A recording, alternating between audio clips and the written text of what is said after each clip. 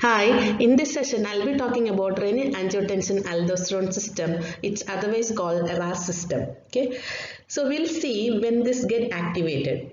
It get activated when the BP drops or the blood volume drops. So what is the purpose of it?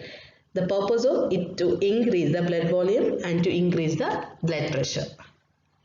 So here we will see the meaning. The renin-angiotensin-aldosterone system, that is a series of reactions designed to regulate the blood pressure and the blood volume. So let's see how the renin-angiotensin-aldosterone system works. In the renin-angiotensin-aldosterone system, the first component or the first substance is renin. So we'll see how the renin get activated or released in the bloodstream. So in this slide you can see the kidneys. Okay, about 1 million nephrons are present in each kidneys. Nephrons are the functional unit of the kidneys, and just see the single nephrons here. You can find afferent arteriole which is coming inside the nephron and which forms a capillary network that is called glomerulus, and it's going outside, that is called afferent arterioles. One thing you need to understand that kidney has to filter 120 ml of blood per minute, or we can say 120 ml of filtrate per minute. If the kidney is filtrating 120 ml of blood per minute, so the kidney is producing 180 liter of filtrate in one day. See, I told you the kidney is filtering 120 ml of blood per minute, or we can say 120 ml of filtrate per minute. If the kidneys or the nephrons doing filtration in the same way, per day 180 liter filtrate is produced. But in that 1% only we will urinate. What happened to the rest of the fluids? The rest of the fluids will be back into the body or back into the bloodstream. So the kidney has to filtrate 120 ml per minute filtrate. What happens if there is in blood volume drops or the blood pressure drops? If the blood volume drops or the blood pressure drops, the kidney cannot maintain a this 120 ml of filtrate each minute. At this time, what happened is the sympathetic nervous system get activated and it gives the information to the kidneys, that is juxtaglomerular cells, we'll call JJ cells, to release renin. That's the time the renin get released. We saw already how the renin is produced. Once again, when the BP falls or the blood volume drops, the sympathetic nervous system get activated and which gives information to the JJ cells in the kidney or the juxtaglomerular cells in the kidney to give the information that to produce renin. So when the renin which is produced and it is flowing through the bloodstream and it reaches in the liver and it activates a substance called angiotensinogen. Okay, once the angiotensinogen is produced, it creates angiotensin 1. But our goal is to produce angiotensin 2 to increase the blood pressure. So how it possible? This angiotensin 1 is converting to angiotensin 2 with the help of angiotensin converting enzyme. This angiotensin converting enzyme which is present inside the endothelial cells of the kidney as well as the endothelial cells of the lungs. Okay, with this angiotensin converting enzyme, this angiotensin 1 is converting to angiotensin 2. So what is the function of this angiotensin 2 is that it stimulates the so it causes the it constricts the blood vessels and increases the blood volume. So I said earlier, the angiotensin 2, that is a major vasoconstrictor, so it constricts the blood vessels and the blood pressure rises. So then what happened next? So this angiotensin 2 this in the bloodstream, it is traveling to the adrenal cortex. This is the adrenal gland. So the cortex, the outside of the adrenal gland, and it reaches there and it stimulates and it produces another substance called aldosterone.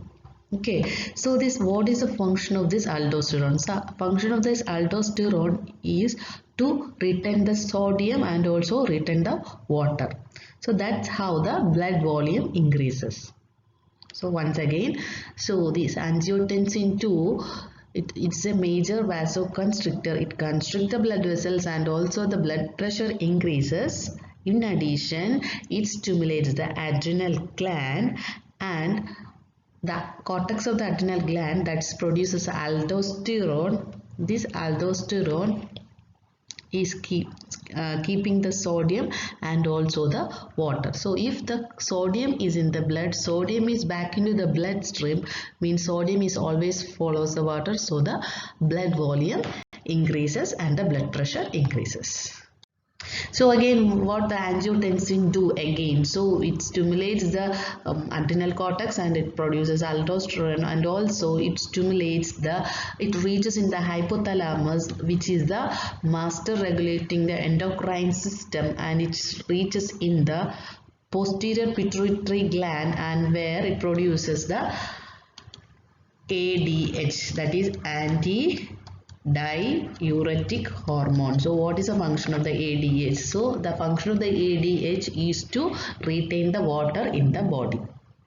So understood? So here this angiotensin 2 does the three things. It causes the vasodilation, that's how the blood pressure rises. Then it also stimulates the adrenal cortex, which producing the aldosterone. This aldosterone also keeping the sodium and the water in the body, so the blood volume increases, and also it stimulates the posterior pituitary gland and producing ADA, which is antidiuretic hormone. So this antidiuretic hormone is keeping the water in the body. So that's how the blood volume increases, the blood pressure increases. So everybody got understood what is the RAS system, or the renin-angiotensin aldosterone system, or the mechanism. So here we can see the quick wind up or the quick summary of the RAS system. So when the blood pressure or the blood volume drops, the renin-angiotensin aldosterone system get activates. That's a function of the renin-angiotensin aldosterone system to increase the blood pressure or to increase the blood volume. What happens when the blood volume drops? Okay, when the blood volume drops, the JJ cells in the kidney get stimulated and it produces renin, and this renin is traveling through the bloodstream and it activates a substance called angiotensinogen in the liver, and this angiotensin, it creates angiotensin 1. Okay, then our goal is to produce angiotensin 2. So this angiotensin 1 is converting to angiotensin 2 with the help of ACE, angiotensin converting enzyme. This is present in the endothelial cells of the lungs and also endothelial cells of the kidney. Okay, so this angiotensin 2 does three things.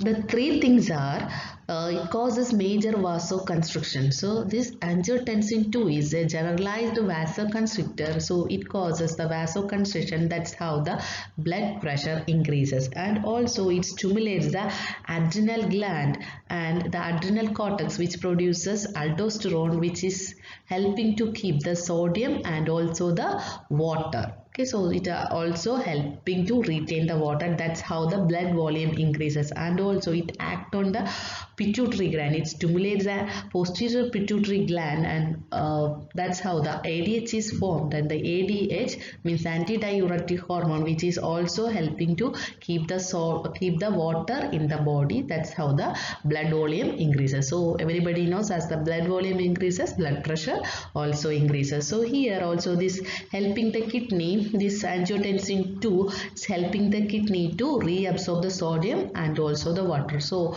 everybody knows the sodium is more in the body means always the water will follow the sodium. So sodium more in the body, water more in the body, blood volume increases and the blood pressure increases.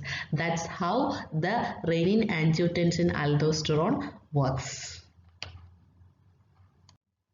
Hopes everybody understands this session, and I'll be back with more informational videos. Till then, stay tuned. Thank you.